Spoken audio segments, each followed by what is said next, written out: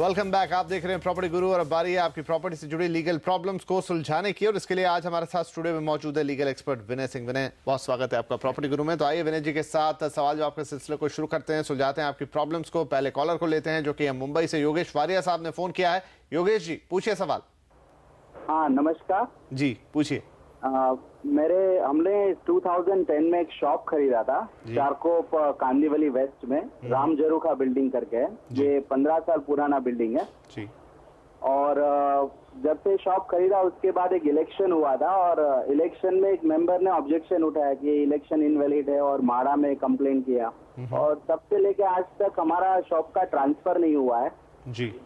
और annual general meeting और ऐसा कुछ हुआ नहीं है सोसाइटी की ओर से।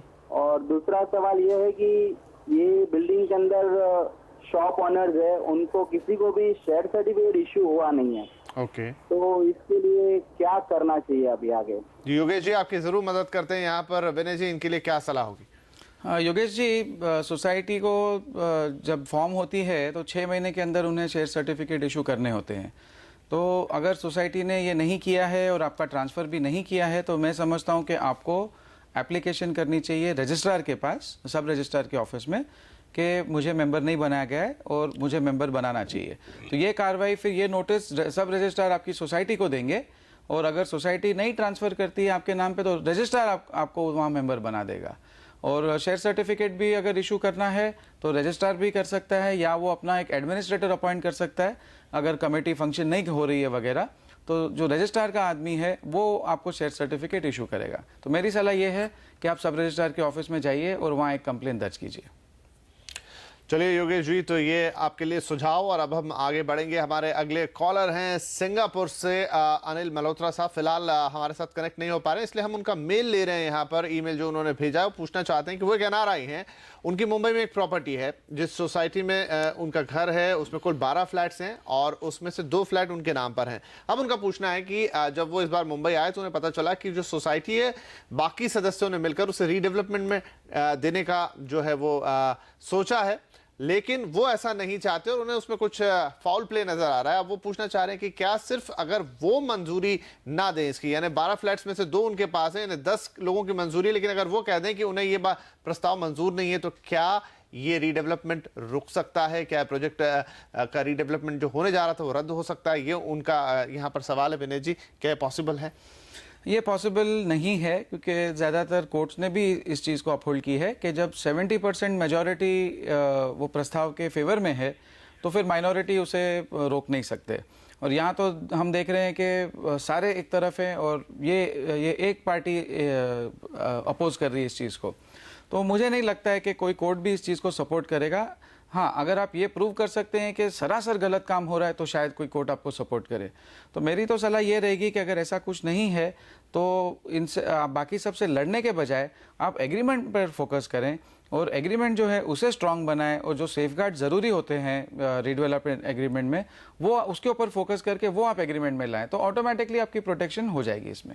विनय जी, यहाँ पर कुछ सवाल मैं आपसे पूछना चाहूँगा। आमतौर पर जो ये रीडेवलपमेंट वाला मामला है इसको लेकर काफ़ी सारे सवाल हमारे पास आते हैं और लगभग जैसा सवाल ये था लगभग उसी नेचर के होते हैं कि तमाम सदस्य हैं उसमें से 1-2 डिसएग्री कर जाते हैं। कुछ लोगों को शायद मालूम नहीं होता है कि रीडेवलपमेंट में जा रही है तो क्या कायदे कानून होने चाहिए, क्या कुछ डर भी रहता है, कुछ कंफ्यूजन भी रहता है। तो मोटे मोटे तौर पे अगर हम देखें तो किन बातों को देख के आपको पता लग सकता है कि हाँ जो कुछ हो रहा है ये ठीक है, या क्या आपको प्रिवेंटिव मेजर्स ले लेने चाहिए जब ऐसा हो? तो सबसे इंपॉर्टेंट चीज़ ये है कि जो बिल्डर है वो अच्छा होना चाहिए, उसकी आप रेपुटेशन चेक करें, उनके जो प्रोजेक्ट्स चल रहे हैं या जो अभी अभी रिसेंटली कंप्लीट हुए हैं वो रेजिडेंट्स को जाके मिलें और अपने आप को सेटिस्फाई करें कि ये बिल्डर की कैपेसिटी भी है ये काम करने की और वो आदमी भी अच्छा है, आपको जो आप मांग रहे हैं और जो एग्री हुआ है वो आपको मिलेगा।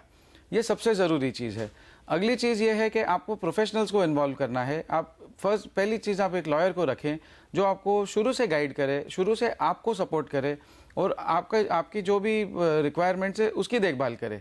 ये नहीं कि कोई बिल्डर का लॉयर है जिसके आप रिलाई कर रहे हैं, ऐसी बात नहीं।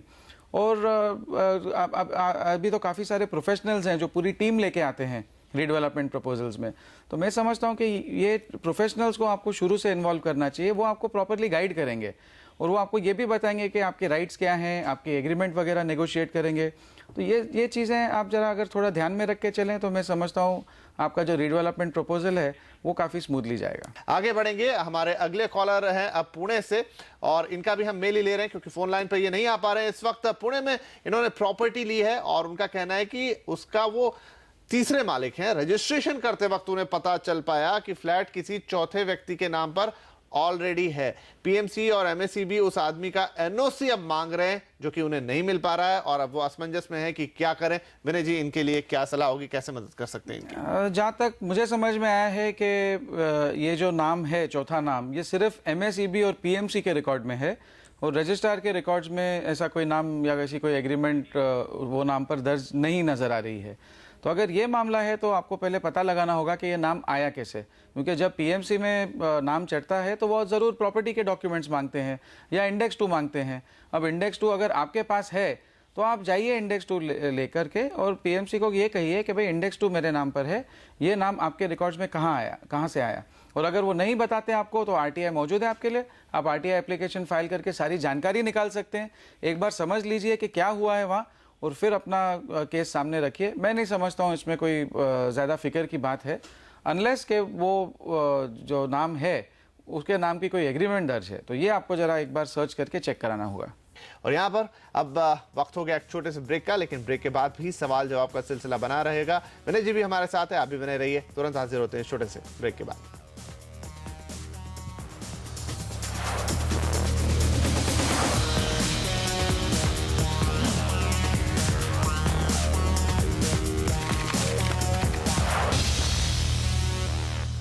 Welcome back. आप देख रहे हैं प्रॉपर्टी गुरु, जहां पर हम दे रहे हैं आपकी लीगल प्रॉब्लम्स के जवाब। हमारे साथ बने हुए हैं लीगल एक्सपर्ट विनय सिंह। तो आइए विनय जी के साथ इस सवाल जवाब के सिलसिले को आगे बढ़ाएं। हमारे अगले कॉलर अब आ रहे हैं मुंबई से, अमित नाइक साहब ने फोन किया। अमित जी, पूछिए सवाल।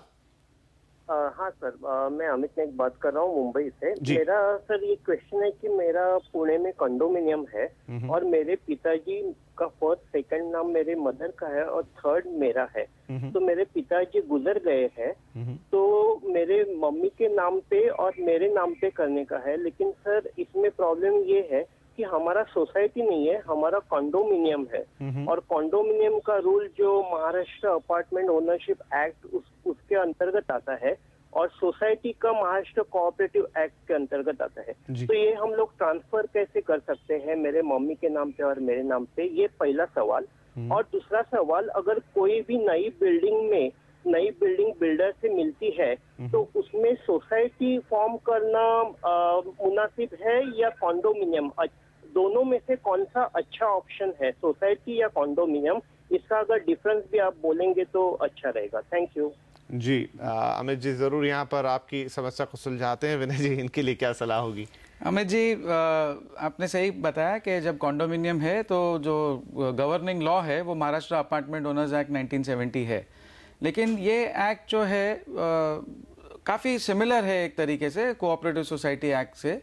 आपके जो यूनिट होता है वहाँ उसमें आपका अधिकार होता है और जो कॉमन एरिया होता है उसमें आपका एक परसेंटेज शेयर होता है।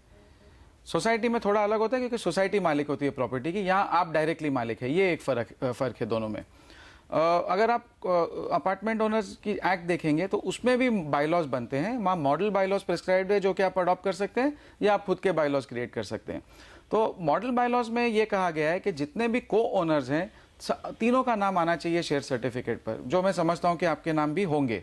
तो अगर आपके पिताजी गुजर गए हैं और उन्होंने कोई किसी और के नाम पे कुछ वसीयत वगैरह नहीं की है तो आप दोनों ही बचते हैं।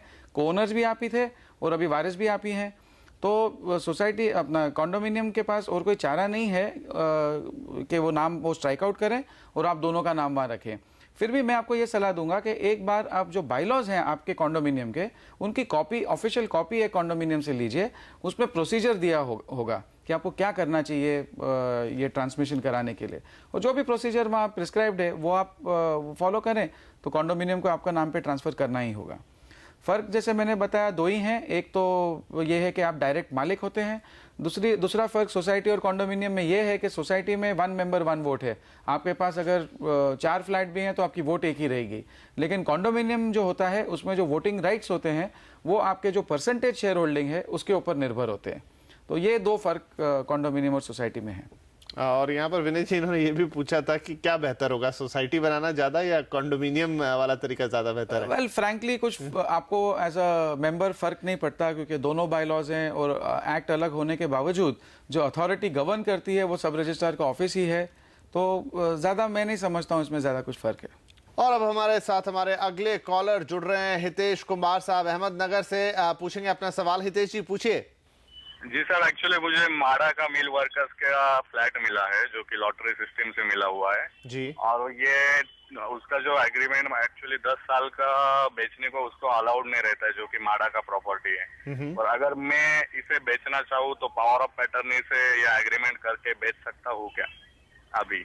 जी, जो एक बार में लग रहा है कि अगर उसमें ऐसा नियम है कि आप नहीं बेच सकते तो शायद फिर नहीं बेच सकते होंगे, लेकिन फिर भी विनय जी से यहाँ पर राय लेते हैं, इनके लिए क्या सॉल्यूशन होगा? नहीं तो जी, ये तो साफ है कि आप 10 साल तक इस फ्लैट को बेच नहीं सकते, और कोई भी आप तरीका अपनाएंगे, जैसे आप पावर ऑफ अटर्नी कह रहे हैं, तो वो तरीका भी जायज़ नहीं है।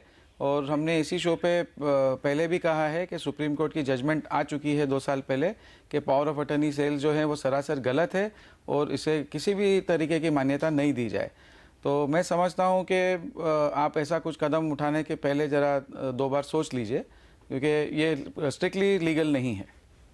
चलिए, तो यहाँ पर साफ है कि आप जो चीज़ आपके प्रावधान में लिखी है, जो आपके एग्रीमेंट में लिखी है, आप उसे 10 साल तक नहीं बेच सकते हैं, तो फिर आप यहाँ उसे नहीं बेच पाएंगे और कानूनन नहीं चलना ज़्यादा बेहतर होगा। तमाम दूसरे जो रास्ते आपने सुझाए यहाँ पर या जो आप अपनाना चाहते हैं, विनय जी ने कहा कि आप पॉसिबल नहीं है पावर ऑफ अटर्नी और तमाम इस तरीके से कि आप प्रॉपर्टी का आदान प्रदान कर पाएँ, तो फिलहाल अगर आप इसे ना ही बेचें तो ज़्यादा बेहतर होगा। आगे एक ईमेल है हमारे पास, बेंगलुरु से आया है। कृष्णा साहब ने भेजा है, पूछना चाहते हैं कि बेंगलुरु में एक रिहायशी प्लॉट उन्होंने खरीदा है, रजिस्ट्रेशन जमीन मालिक ने किया था, सभी पैसे अदा करने के बाद अब उन्हें पता चला है कि एक ही प्लॉट को 2 लोगों को बेच दिया गया है, यानी कि धोखाधड़ी वाला मामला दिख रहा है।